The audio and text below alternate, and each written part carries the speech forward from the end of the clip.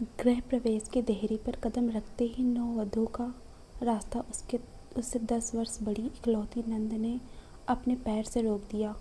बोली, कितना खूबसूरत हार पहना है तुमने आराध्या। भैया ने तो मुझे इतना अच्छा डिज़ाइन कभी नहीं दिलवाया। शायद तुमने मायके से अपने लिए बेहतर वाला चुना होगा। मुझे साधारण सा थमा दिया। यह सुनकर आराध्या हैरान रह गई। मन ही मन उसने सोचा, पर हमने तो दोनों ने अपनी पसंद के डिज़ाइन खुद चुने थे, फिर आज दीदी ऐसी बातें क्यों कर रही हैं।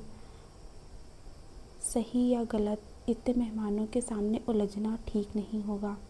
माहौल को बिगड़ने से बचाने के लिए उसने शांति से अपना हार उतारकर नंद की तरफ बढ़ा दिया। नंद ने मुंह बनाते हुए कहा, दिखावे की क्या जरूरत, जो तुमने चाहा वो तो कर लिया।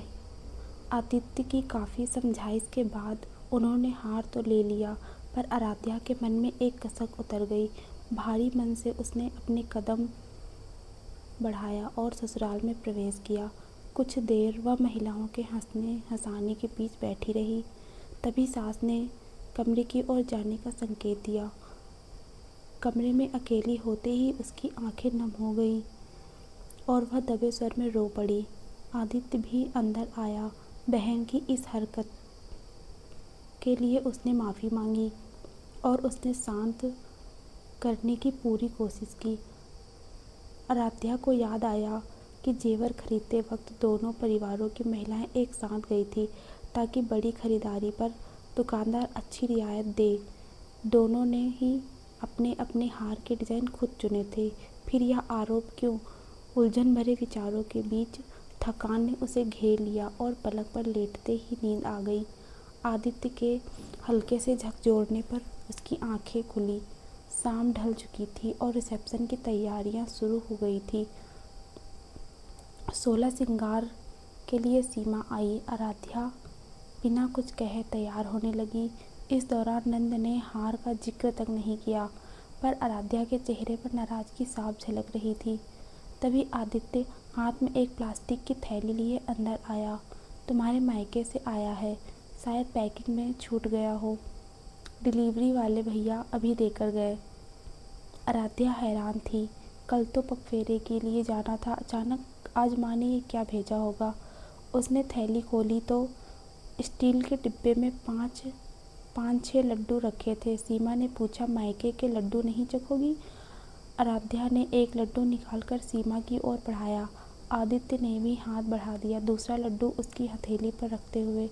अंजलि ने डिब्बा बंद करना चाहा तो तल में एक लाल कपड़े में बंधी छोटी सी पोटली दिखी। उसे खोलते ही वह स्तब्ध रह गई।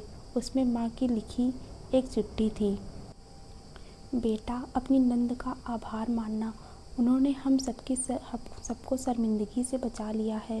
शादी के दिन तुमने जो हार पहना था वह तो केवल एक डमी सैंपल था, जिसे सुनार को दिखाकर असली सोने का हार बनवाया गया था। असली हार पॉलिश की वजह से समय पर लौट नहीं पाया था, इसलिए कल तक डिलीवरी संभव नहीं थी। लेकिन कुटुंब की इज्जत सवाल पर थी, तो मैंने तुम्हें वह नकली हार ही पहना दिया। अब असली वाला भिजवा रही हूँ। नए सफ़र की शुभकामनाएं।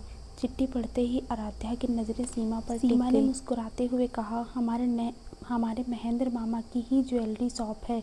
उन्होंने मंडप में ही तुम्हें देखते ही पहचान लिया था कि यह असली हार नहीं है। उनकी बात सुनकर मैं तुरंत तुम्हारी माँ से संपर्क किया।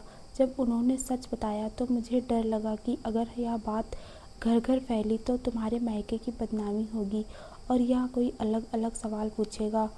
इस मुसीबत से बचने के लिए ही मैंने गृह प्रवेश के समय ही तुमसे हार उतरवा लिया, ताकि मुंह दिखाई के बहाने कोई रिश्तेदार उसे ध्यान से न देख पाए। अब इस असली हार को पहनो, रिसेप्शन का आनंद लो और सबको असली खूबसूरती दिखाने का मौका दो। आराध्या की आंखों से नफरत का हर भ्रम टूट गया और प्रेम व पछतावे के आंसू मोतियों की तरह बह निकले।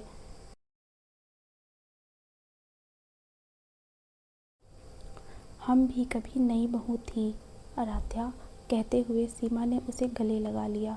उस एक पल में मन के सारे मैल मिलाप धुल गए और दो दिलों के बीच सच्चा रिश्ता जुड़ गया।